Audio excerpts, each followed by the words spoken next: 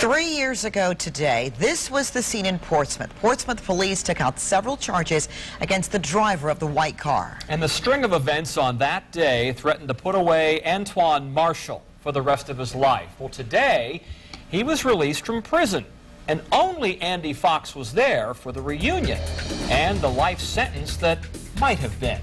Andy. Tom and Alvita, Antoine Marshall was already on probation August 21st, 2007. Getting in trouble meant going back to jail. He was stopped by police. He got into trouble, and he went back to jail.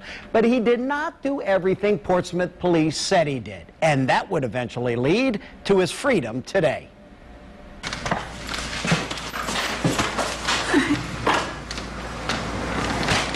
After 3 years to the day, Antoine Marshall is back from prison and in the arms of his loving mother, Carolyn. Marshall's nightmare began on August 21st, 2007. Chopper 10 shows Marshall's white car after a police chase. He admits taking off, eluding police. When I heard the gunshots, or the explosives, what they said it was explosive, I pulled off.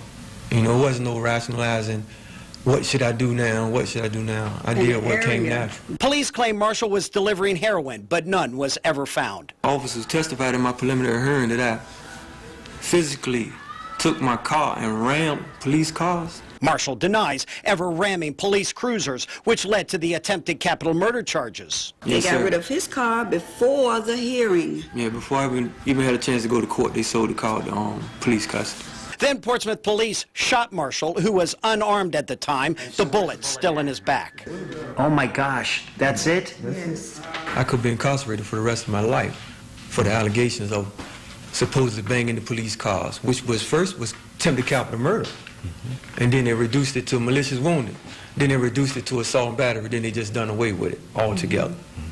Except, that is, for the felony eluding police. The Portsmouth Commonwealth's Attorney's Office told us in the heat of the moment, Portsmouth police charged Mr. Marshall with what they thought appropriate. After the benefit of time, the charges were reduced to what it should have been, felony eluding police. Marshall knew pleading guilty to eluding police would put him in prison because he violated his probation for a 1991 malicious wounding charge. He never thought he'd get 7 years to 2015.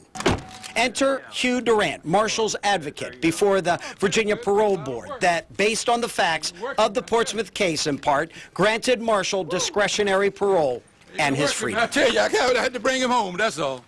I had to bring him back to society. Yeah. Make sure that everything be in right places for him. It took from 2007 to 2010 of this day, August the 20th, to bring him home.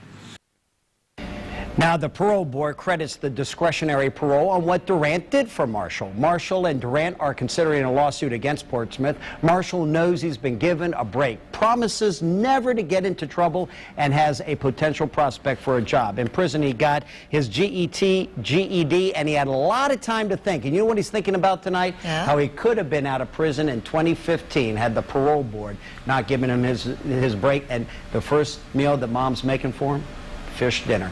First home-cooked meal he's had in over 3 years. Incredible. Hopefully he'll stay out. Okay. Thanks, Andy.